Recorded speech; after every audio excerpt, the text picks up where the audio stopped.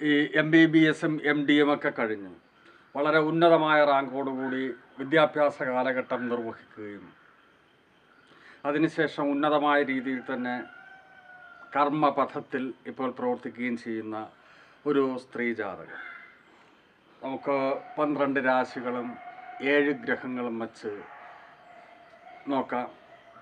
പ്രത്യക്ഷത്തിൽ ചില ദുസൂചനകളുണ്ടെങ്കിലും ആ ഗ്രഹനില കാണുമ്പോഴേ നമുക്ക് അറിയാം ഈ സാമാന്യ നിയമങ്ങൾ, ഈ ജ്യോതിഷത്തിലെ സാമാന്യ നിയമങ്ങൾ പഠിച്ചിട്ടുള്ള ഒരാൾക്കും അത് ശുഭകരമായി വിദ്യാഭ്യാസം കിട്ടേണ്ട ഗ്രഹനിലയാണെന്ന് ഒറ്റ നോട്ടത്തിൽ തന്നെ മനസ്സിലാകും. ലഗ്നം വന്നിരിക്കുന്നത് മേടലഗ്നമാണ്.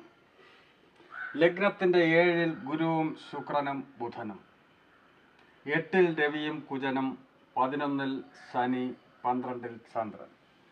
ഇവിടെ 12-ൽ ചന്ദ്രൻ നിന്നാൽ നിയമം പറയുന്നതാണ് ഒരു കേമദ്രുമം എന്നൊരു ദുര്യോഗം ഉണ്ടാകും ശുഭയോഗ ദൃഷ്ടികളിൽ ഇല്ലാതെ 12-ൽ നിന്ന്.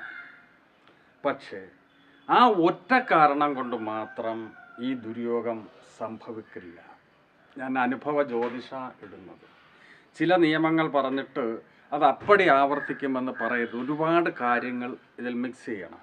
ബാക്കി ഗ്രഹങ്ങളെല്ലാം ഒരു നല്ല രീതിയിലാണെങ്കിൽ ഇതിന് പരിഹാരമായി.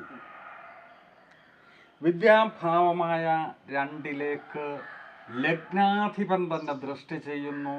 ലഗ്നാധിപൻ 8-ലാണ്. രോഗം, ദുഃഖം, കണ്ണുനീര് ഇത്യാദി കാര്യങ്ങൾ പറയുന്ന സ്ഥാനമാണല്ലോ 8 ലഗ്നാധിപൻ്റെ രാശിയും കൂടെയാണ്. ആ രാശിയിൽ ലഗ്നാധിപൻ നിന്നുകൊണ്ട് 2-ലേക്ക് നോക്കുമ്പോൾ വൈദ്യമേഖലയിലെ പഠനം തന്നെയല്ലേ സൂചിപ്പിക്കുക എന്ന് മാത്രവുമല്ല, രവി വൃശ്ചികം രാശിയിൽ നിൽക്കുന്ന രവിക്ക് പറഞ്ഞിട്ടുള്ളത് രാശിശീലത്തിൽ വിഷവൈദ്യനാകും. അത് വൈദ്യമേഖലയാണ് പറഞ്ഞു വച്ചിരിക്കുന്നത്. ഇവർ പറഞ്ഞു വച്ചിരിക്കുന്ന ചില നിയമങ്ങളിൽ കാമ്പുണ്ട് എന്നർത്ഥം. 3 ശുഭന്മാർ കേന്ദ്രത്തിൽ, ഗുരു, ശുക്രൻ, ബുധൻ 3 പേരും യോഗം ചെയ്ത് കേന്ദ്രത്തിൽ. ജ്യോതിഷ നിയമം പറയുന്നു ശുഭഗ്രഹങ്ങൾ ലഗ്നകേന്ദ്രത്തിൽ 1, 4, 7, 10 ലഗ്നകേന്ദ്രത്തിൽ നിൽക്കുകയാണെങ്കിൽ അസാധ്യ വിദ്യാഭ്യാസം കിട്ടും.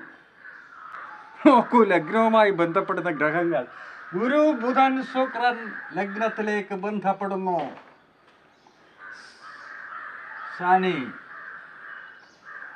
11-ാം ഭാവാധിപൻ ശനി 11-ൽ നിന്നുകൊണ്ട് ലഗ്നത്തിലേക്ക് ബന്ധപ്പെടുന്നു.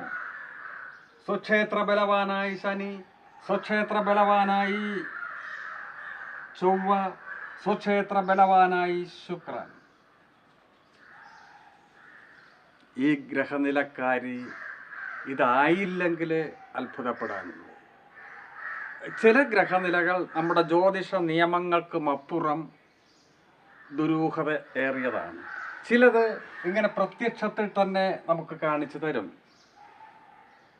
ഞാനിതിൽ രാഹുവിനെയും കേതുവിനെയും മാന്തിയെ അടയാളപ്പെടുത്താത്തത് എവിടെയെങ്കിലുമൊക്കെ ഉണ്ടാവും. എവിടെ നിന്നാലും ഒരു 3 രാശികൾ കാലക്കേട് ഇവർ പറഞ്ഞു കളയും. ഇവിടെ ഏറ്റ മാന്തിയോ രാഹുകേതുക്കളോ നിന്നാൽ വിദ്യാഭ്യാസം കിട്ടൂല എന്ന് വരെ ഇവർ പറഞ്ഞു കളയും.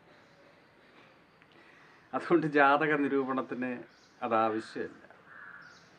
അത്യധികം അപൂർവ ഗ്രഹനില ഇതുപോലെ ഈ കോമ്പിനേഷനിൽ കിട്ടുക എന്ന് പറഞ്ഞാൽ അപൂർവം എന്ന് പറയാനും പറ്റില്ല.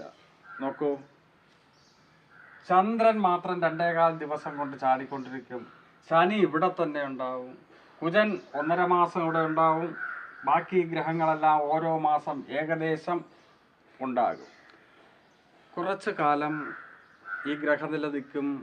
ലഗ്നം മാറിക്കൊണ്ടിരിക്കും. കുഞ്ഞുങ്ങളുടെ ജനനം നടന്നുകൊണ്ടിരിക്കും.